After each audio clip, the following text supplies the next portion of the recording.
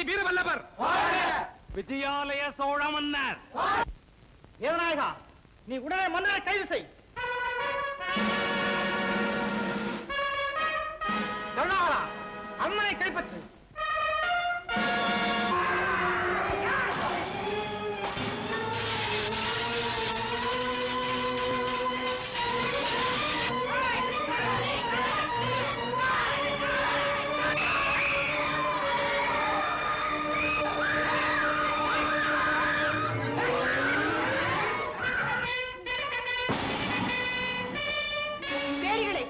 பசுவிடமும் பெண்களிடமும் வீரத்திலே முடியுமானால் இந்த வாளுக்கு பதில் சொல்லுங்கள்.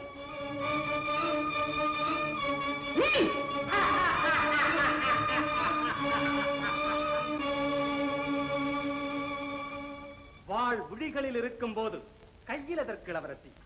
அந்த வாழ் கொண்டு தாக்கினால் ஆளி, தேர், புரவி, ஆட்பெரும்படை அத்தனையும் சரணாகதி அடையாதா? மதிகெட்டவர்களே, கனவு காணாதீர்கள். கனவு நனவாகிவிட்டது, காரியம் முடிந்து விட்டது. கோட்டையிலே புலிக்கொடி பிறக்கிறது. எல்லாம் இந்த துணை தளபதி கருணாகரன் தோல் வலிமையால் நடந்தது. ஓ, நீதானா அது? ஏன் நினைவில்லையா மகாதேவி?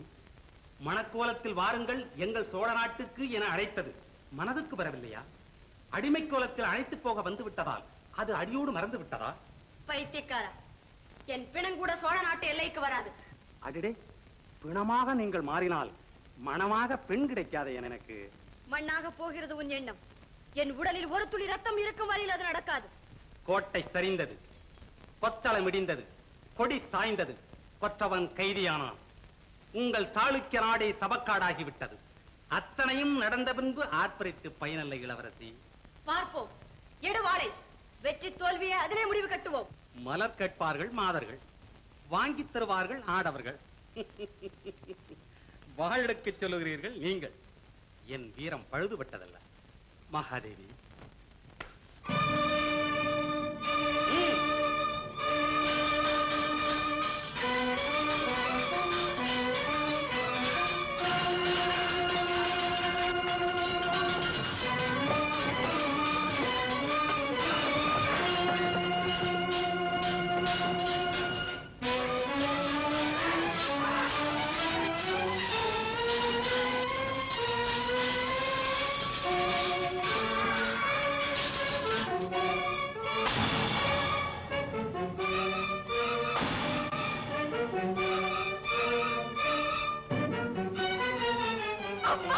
மகாதேவி, மகாதேவி,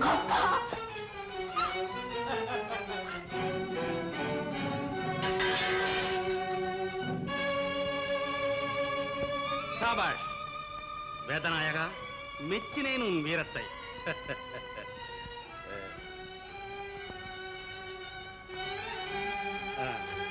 சரி, நீ போகலாம்.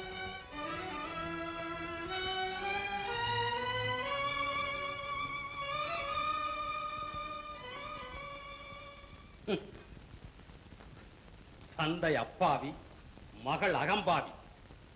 கோலமாறியும் குணமாறவில்லை.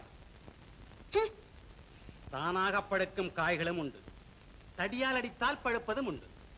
இந்த காய் கனியாது. கனிய வைப்பான் கருணாகரன். வைரத்தை வைரத்தால் தான் அறுக்க முடியும். மகாதேவின் இதயத்தை அவள் இதயம்தான் மாற்ற முடியும். கர்வம் பிடித்தவளை, கருணாகரன் ஒன்றை செய்ய மாட்டான், செய்ய நினைத்ததை விட மாட்டான். என் வீரத்தின் மீது ஆணை, எப்படியும் உன்னை அடைந்தே தீருவேன். என் மானத்தின் மீது ஆணை, என் இறுதி மூச்சு இருக்கும் வரையில் உனக்கு நான் பணிய மாட்டேன். பார்க்கலாம், வெற்றி பெறுவது நானா நீயா? கொண்டு செல்லுங்கள் அவளை.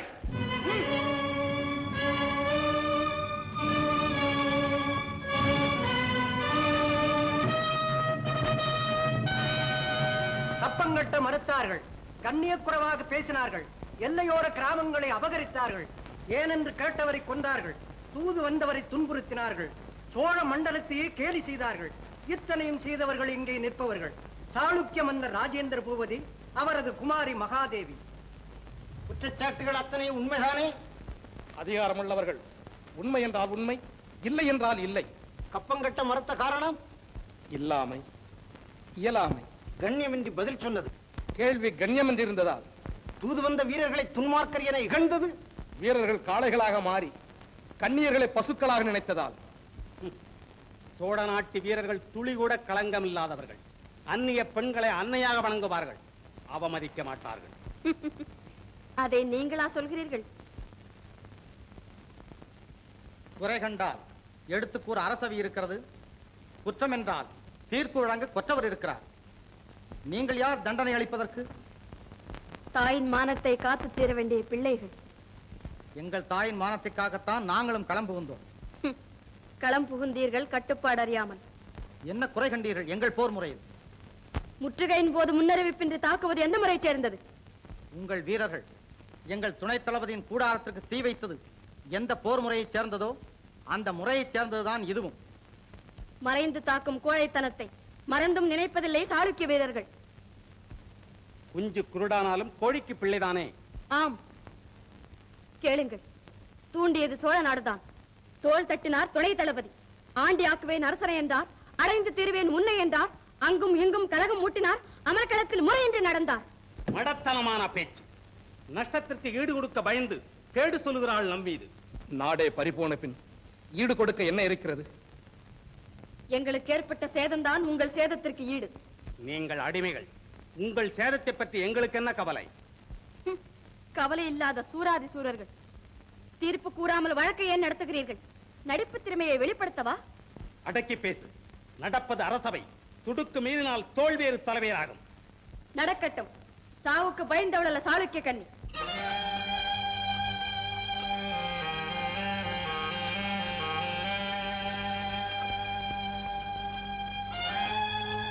ஆஹா, சாளுக்கிய மண்டலத்தின் வீர மகளே, மெச்சினேன் உன்னை. கூண்டில் அடைபட்டாலும் புலியின் குணம் மாறுவதில்லை என்பதை நிரூபித்து விட்டார். வீரத்தை புகழ்ந்து விவேகத்தை வளர்த்துக் கொண்ட சோழ நாடு உங்களையும் தன்னோடு சேர்த்துக் கொள்ள முடிவு செய்து விட்டது. மங்கம்மா,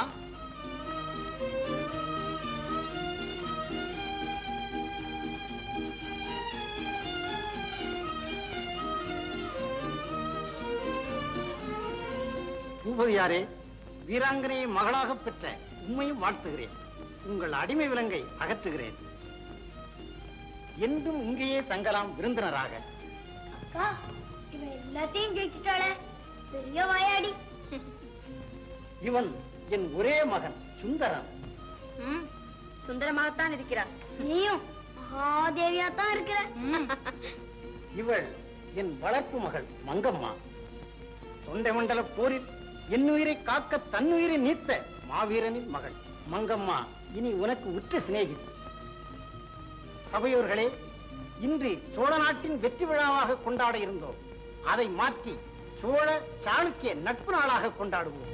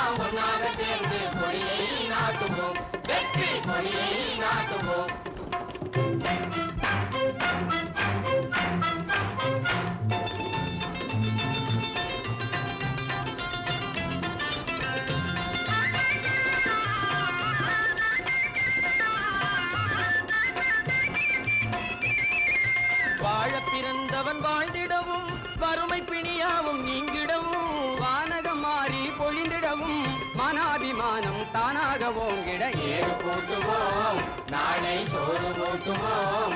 இந்த ஏழைகள் எல்லாம் ஒன்றாக சேர்ந்து கொடியை நாட்டுவோம், வெற்றி கொடியை நாட்டுவோம்.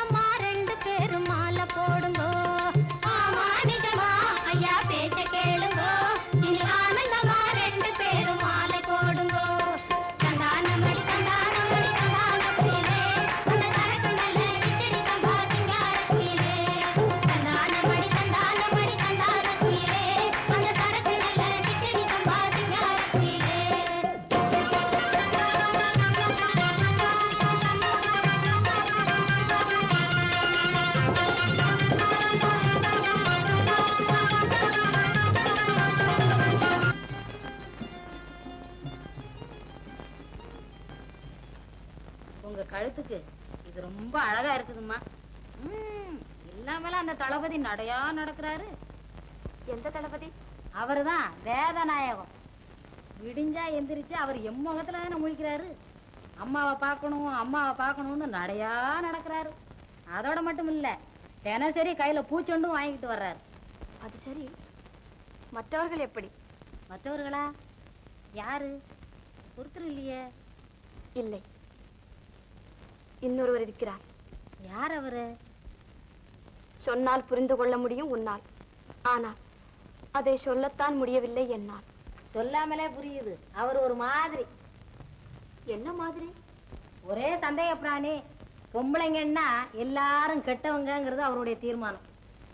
சிச்சி, அவர் மிகவும் நல்லவர், எனக்கு தெரியும். என் புருஷனை பத்தி உங்களுக்கு எப்படி தெரியும்? நீ இந்நேரம் யாரை பற்றி சொன்னாய்? என்னை பற்றியா? என்ன சொன்னாய் வசந்தவல்லி? தேடி வருகிறான் தினசரி, வாடி வதங்குகிறான் உங்களுக்காக, உங்களை நாடி நிற்கும் அவனுக்கு ஒரு நல்ல வார்த்தை சொல்லுங்கள் என்று சொன்னாயா? மகாதேவி, தினசரி நான் வழங்கும் பூச்செண்டு உனக்கு அந்த செய்தியை சொல்லவில்லையா? இல்லை என்றால் திரும்பவும் கொண்டு வந்திருக்கிறேன் இன்னொன்று. தளபதியாரே, உங்கள் வார்த்தைகளும் நீங்கள் வழங்கும் பூச்செண்டும் என் இதயத்து கதையெல்லாம் எடுத்துரைக்கும் தூதுவர்கள். இன்னும் புரியவில்லையே. சொன்னாலும் புரியாத அளவுக்கு குழப்பமானதா காதல்? காதலா? ஏன் திகைக்கிறாய் மகாதேவி? சாளுக்கிய நாட்டிலே உன்னை கண்டபோது என் வாளும் தோளும் உன்னை வணங்கி எழுந்தன. மகாதேவி, வேலை வந்து விருப்பம் இருந்தால் உன்னை மனைவியாக்கிக் கொள்ளலாம் மாலை சூட்டி என்று நினைத்திருந்தேன். துணிந்து கேட்டுவிட்டேன். சுவையான பதிலை எதிர்பார்க்கிறேன். என்ன பதில் சொல்வேன் நான்? சொல்லும் பதில் நல்லதாக இருந்தால் என் வாழ்வை தூக்கி நிறுத்தும். இல்லை என்றால்... தளபதியாரே, தந்தை இருக்கிறார் உயிரோடு. என் திருமணம் விஷயம் அவர் பொறுப்பு. உன் சிந்தையில் எனக்கு இடமிருந்தால் தந்தை என்ன மறுக்கவா போகிறார்? மகாதேவி, திரும்ப திரும்ப சொன்னாலும் விஷயம் ஒன்றுதான். எனக்கு நீ வேண்டும். இல்லை என்றால் என் வாழ்க்கையின் பாதையே மாறிவிடும். சிந்தித்து முடிவு சொல். வருகிறேன்.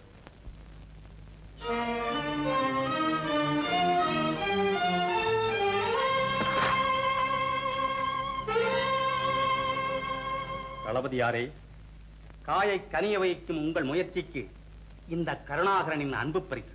விளையாடாதே கருணாகரா, நான் வேதனையில் இருக்கிறேன்.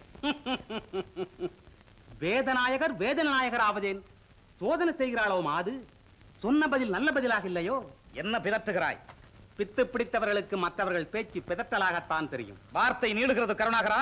என் வாளும் நீண்டிருக்கும். நீ வரம்பு மீறி போயிருந்தால் ஆளில்லாத நேரம் பார்த்து நாள் குறிக்க வந்தாயா? எனக்கென்று பிறந்தவள் மகாதேவி, அவளை நீ தேடி வந்ததே முதல் தவறு.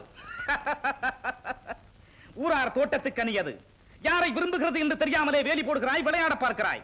சொந்தம் கொண்டாட உனக்கு என்ன உரிமை? அதற்கு என் வாழ்தான் பதில் சொல்லும்.